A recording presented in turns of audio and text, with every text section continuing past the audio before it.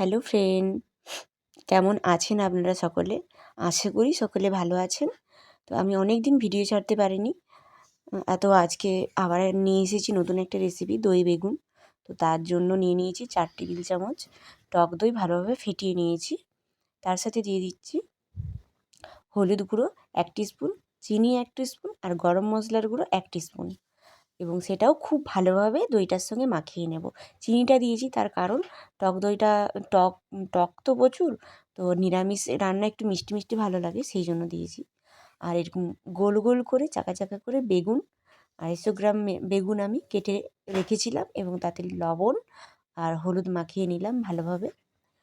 এরপর কড়াইতে সরষের তেল দিয়ে দিয়েছি 4 টেবিল চামচ এবং খুব ভালোভাবে গরম করে নিয়েছি। আর এরমভাবে বেগুনগুলো ভেজে নেব আমি। বেগুনগুলো কিন্তু সেদ্ধ হয়ে গেলেই আমি তুলে নেব, একদম লাল লাল করে ভাজার কোনো প্রয়োজন নেই। তো উল্টে পাল্টে হাই ফ্লেমে ভেজে নিচ্ছি।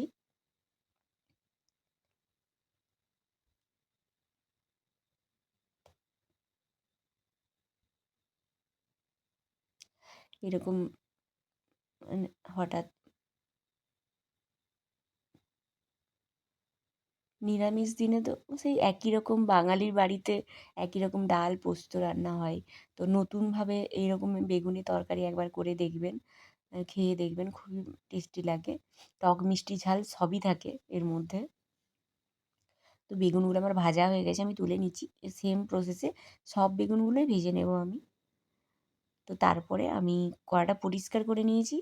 পরিষ্কার করে নিয়ে 2 টেবিল স্পুন তেল দিয়ে দিয়েছি আর একটা শুকনো লঙ্কা ছিঁড়ে দিয়ে দিলাম। তার সঙ্গে দিয়ে দিচ্ছি একটু হিং আর একটু পাঁচফোড়ন, আর দিয়ে দিচ্ছি আদা বাটা 1 টেবিল চামচ, হলুদ গুঁড়ো আর লঙ্কা গুঁড়ো দিয়ে দিলাম। হলুদ গুঁড়ো দিলাম 2 টিস্পুন আর লঙ্কা গুঁড়ো 1 টিস্পুন। তারপর খুব ভালোভাবে নাড়াচাড়া করে সামান্য একটু জল দিয়ে দিলাম। জলটা দেওয়ার কারণ হচ্ছে যাতে পুড়ে না যায়। আর দিয়ে দিচ্ছি আমি 4 পিস কাজু বেটে রেখেছিলাম, কাজু বাদাম বাটাটা দিয়ে দিলাম।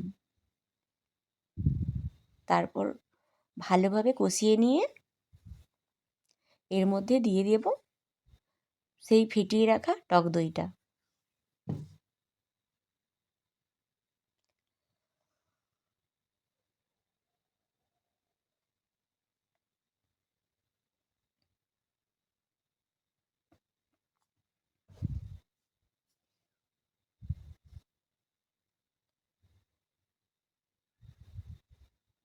ফেটিয়ে রাখা টক দইটাও আমি এর সাথে খুব ভালোভাবে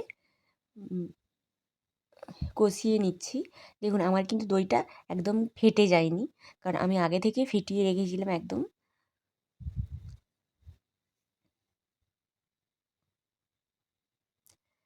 এরপর এটা ফুটে গেলে তার মধ্যে আমি বেগুনগুলো দিয়ে দিচ্ছি।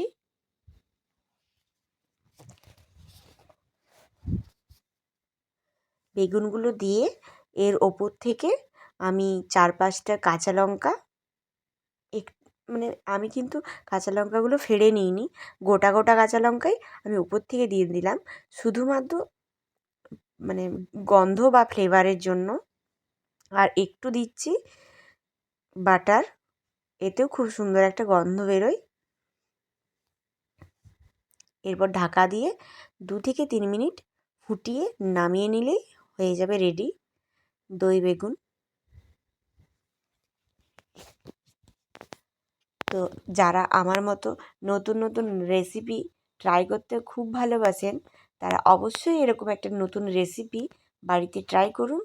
আর যারা বেগুন খেতে চায় না, তাদেরকেও বানিয়ে খাওয়ান, দেখবেন যে তারা চেটেপুটে খাচ্ছে। এতটাই টেস্টি হয়, এতটাই খেতে ভালো হয়। তো আপনারা বাড়িতে বানান আর কমেন্টে জানান আপনাদের রেসিপি কেমন হয়েছিল।